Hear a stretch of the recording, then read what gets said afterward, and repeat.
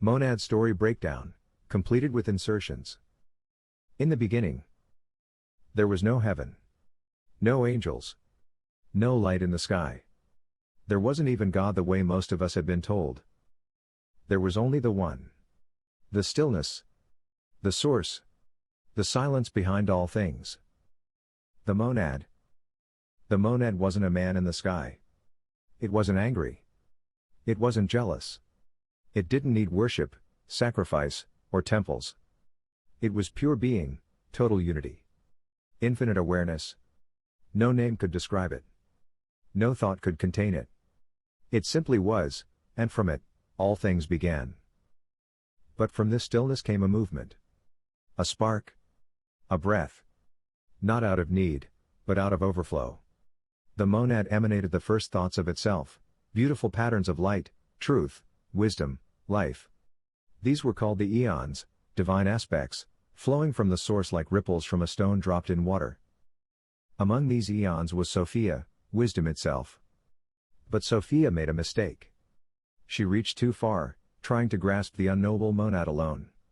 And in her fall, something shattered. From her broken longing, a being was born. Not of the monad. Not of harmony. But of confusion, blindness, and arrogance. He was Yaldabaoth. He thought he was the only God. And in his ignorance, he said the words, "I am God, and there is no other besides me." He created a world, not from light, but from imitation. A copy. A counterfeit. He made earth, flesh, religion, kings, war, and rules. He made us believe he was the Father. That God you heard about in church? The one who flooded the earth, commanded genocide, demanded obedience or death? That was him. Not the monad. Not the true source. But the monad didn't forget us. A secret spark was placed inside each of us, a whisper of the original light. And messengers were sent, not to build churches, but to remind us who we really are. Some called them prophets. Others called them mad. And one day, a man named Yahusha, Jesus, as they renamed him, came not to start a religion, but to tear down the lie. He said, "The kingdom is within you. You are God's. You will know the truth, and the truth will set you free." But the rulers of this world, the archons, the agents of the false god, they couldn't let that truth spread. So they twisted the message, built a church, wrote a new book, and named the impostor as the Most High. The blood of the monad, clarified. The monad has no blood. The monad is beyond flesh, bone, or blood. When scriptures speak of blood, they mean the sacred life essence, the energy of truth poured into this broken world to awaken the captives. Yahusha, the awakened one, carried the message of the monad inside his being.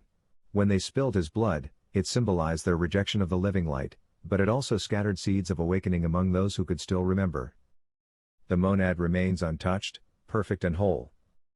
It is only the messengers who take on form to reach us within the dream. And that's the great deception. Most people today worship Yaldabaoth thinking he's God. They defend the chains that bind them. They fear the one who came to set them free. Book 2, The Restoration, Revelation of the True Kingdom. What is revelation and end times, according to the monad? The end of this world is not destruction by fire, nor the endless punishments the false god promised. It is awakening. It is remembering. It is when the last spark trapped inside the dream remembers the truth, and the lie collapses. Not all at once, but soul by soul, mind by mind, heart by heart. Until the illusion can no longer hold itself together. The archons will rage. They will build systems, wars, distractions.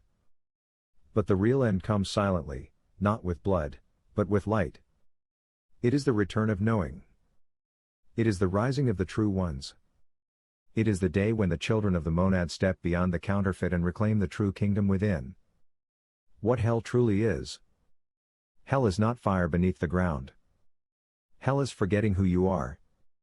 Hell is living and dying trapped in a cycle of blindness, serving the false god, lifetime after lifetime. Hell is not punishment by the monad, it is imprisonment by Yaldabaoth. It is when the soul, instead of rising to the pleroma, falls back into the dream again, to serve, to fear, to suffer, to forget.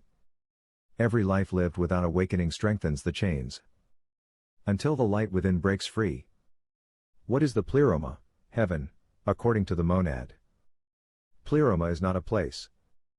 It is not clouds or golden streets. It is fullness, the fullness of being, the home of the source. It is the realm of total connection, without separation, without fear, without death.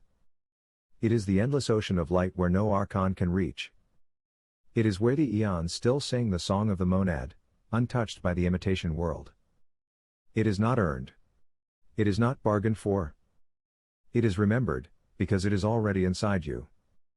When the final veil falls from your eyes, you will see you never truly left. The true kingdom was never outside. It was never on a mountaintop or in a golden temple. It was always within. Waiting. Whispering. Calling you back to the light. And now the time has come. To remember. To return. To rise.